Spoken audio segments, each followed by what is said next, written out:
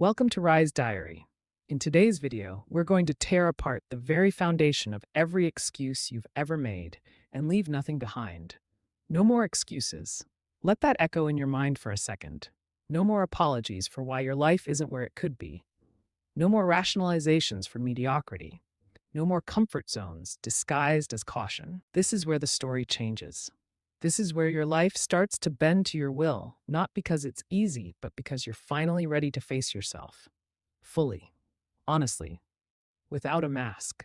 Because here's the truth. I've never met a single person who was truly successful, deeply, authentically fulfilled, who didn't possess one thing in abundance: self-discipline.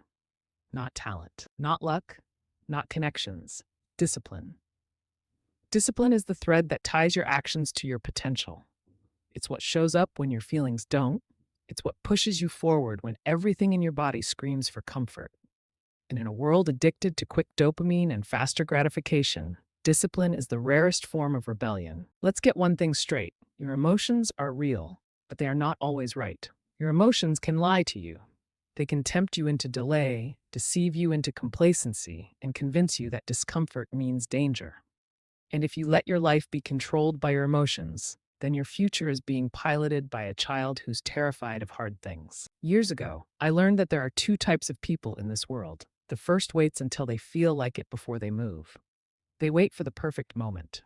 They wait for motivation to knock on the door and hand them permission. And then there's the second type, the ones who decide to act first, trusting that the feeling will follow. One will never start. The other never stops. If you only take action when you're inspired, you'll rarely build anything worth remembering. But if you choose action, if you choose structure, if you choose to show up no matter what, then you're no longer a slave to emotion. You become the architect of your own life. So here's a challenge for you. As this week unfolds, ask yourself, am I practicing self-discipline? Not just when it's easy, not just when eyes are on me, but when it's just me and the mirror. Am I keeping promises to myself? Or am I still hoping that one day I'll just feel like it? Don't wait for that day. It's not coming. Instead, bring the fire to this day. Let me give you something to live by. One can have no smaller or greater mastery than mastery over oneself. Leonardo da Vinci, mastery over your own mind, your urges, your laziness, your distractions. This is the beginning of personal power. Da Vinci wasn't just a painter. He was an engineer, an inventor, a scientist, a philosopher. His life was a testament to what one human being can do when they harness their mind instead of letting it wander. And I wanted that. I still want that. The power to create, to serve, to become something that will echo far beyond my time here. Because life isn't about reaching some comfortable destination. It's about who you become in the process. How many skills can you develop? How much value can you generate? How deeply can you serve something greater than yourself? If you stop chasing pleasure and start chasing growth, you'll realize something profound. Fulfillment is found in discipline, not indulgence. Here's another truth. Stop comparing yourself to others. Comparison is a silent killer. It murders potential in its infancy. You were not born to mimic someone else's path. You were born to maximize your own. The first step? Stop focusing on what they're doing. Focus on becoming the best version of you. The best version of you has no time for jealousy. He has no energy for envy. She doesn't scroll through Instagram to find her worth. She's too busy becoming it. When you finally accept that you're just as worthy of success as anyone else, something shifts. You stop playing small. You stop waiting to be invited. And you start demanding more from yourself. But that shift must be followed by something even more powerful: language. You have to learn how to speak the language of success, not just in public, not just for others. I'm talking about the inner dialogue you carry when no one is watching, the thoughts you repeat, the beliefs you affirm, the story you tell yourself every morning and every night. Because your life is nothing more than the story you keep repeating. You must become fluent in that language. You must say, I can, I will, I am. Surround yourself with people who've already done what you're aiming for. Immerse yourself in a culture where greatness is the standard, not the exception. And if you're waiting for the right time to begin, let me give you a glimpse of what delay really looks like. Picture this. You're on your deathbed. The end is near. And as you lie there, something strange happens. Around your bed, you begin to see figures, shadows, ghosts. But they're not strangers. They're the ghosts of your ideas, your dreams, your music, your inventions, your impact. They were given to you and only you, but you never acted, you never moved. And now they must die with you. They stare at you with silent judgment, saying, "We came to you and you chose fear. Now we'll never live." If that doesn't light a fire in your soul, I don't know what will.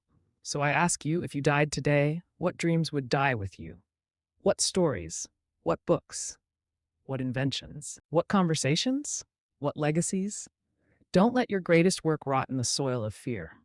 As the great Les Brown said, the wealthiest place on earth isn't the oil fields or the diamond mines, it's the graveyard. Because buried there are the ideas never written, the art never painted, the businesses never started, the words never spoken. Somewhere in the shadows of your mind, a voice is whispering, "What if you live your whole life, only to realize at the end that you lived it wrong?" Let that question disturb your comfort. Live full. Die empty. Think about your life in 3 dimensions: personal growth, professional excellence, social contribution. Every one of us is born with a unique fingerprint, a calling, a potential. And yet most people sleepwalk through life because they never take the time to truly know themselves. Raise your hand right now, figuratively or literally, if you're serious about your dreams, about making sure they don't die with you. Now shake the hand of the person next to you, even if it's in spirit, and say, "Get out of your head and step into your greatness." Because greatness doesn't live in your mind, it lives in your actions. It's possible. Write that down. Say it out loud. It's possible. Les Brown said he lived in his head for 14 years. For 14 years, he delayed his dreams because his mind kept asking how. He forgot the most powerful thing you can say when your heart speaks. "I don't need all the answers. I just need to begin." Start messy. Start small. But just start. Let me remind you, someone's opinion of you does not have to become your reality. When Les Brown stood in that classroom as a child labeled educable, mentally retarded, a teacher changed everything by simply saying, "Don't you ever say that again." That one sentence, one moment, was a turning point. Because someone finally saw him not as he was, but as he could be. You need to look at yourself with the same vision. Stop waiting for someone to come and rescue you. You are the rescuer. You are the one. And the minute you start seeing yourself as capable, flawed but worthy, untrained but powerful, you'll start making decisions from strength instead of fear. So what's the first step? Convince yourself it's possible. Then write this down. It's necessary. It's necessary to have a strategy, a vision, a purpose, and a mindset that refuses to stay down. Because you will fall. You will fail. You will have doubts. But if your foundation is built on a strong internal story, you will rise every single time. Renew your mind daily. Reprogram the old narratives. Erase the lies. Plant new seeds. The process doesn't end. It evolves. You are always becoming. And here's a secret. The story you believe about yourself will either limit you or liberate you. You can't outsource this part. No one can give you belief. You must build it, day by day, discipline by discipline, decision by decision. Everything matters. How you do anything is how you do everything. How you treat the small things shapes your capacity to handle the big ones. That's why mindset matters. That's why mental stamina is critical, because life will test you. And when it does, you won't rise to your ambitions. You'll fall to your preparation. Be prepared, be bold, be disciplined, and most of all, be willing to fail forward. The only way to grow is to leave the nest, even if you fall on the way down. Jump and grow your wings on the way. Let me close with this. If you want to live your dream, you must be a risk taker. You must be willing to fall, willing to bleed, willing to get laughed at, mocked, ignored, misunderstood. But you must not stop, because the man who's willing to lose is the one who eventually wins. Life is short and unpredictable. Eat the dessert first.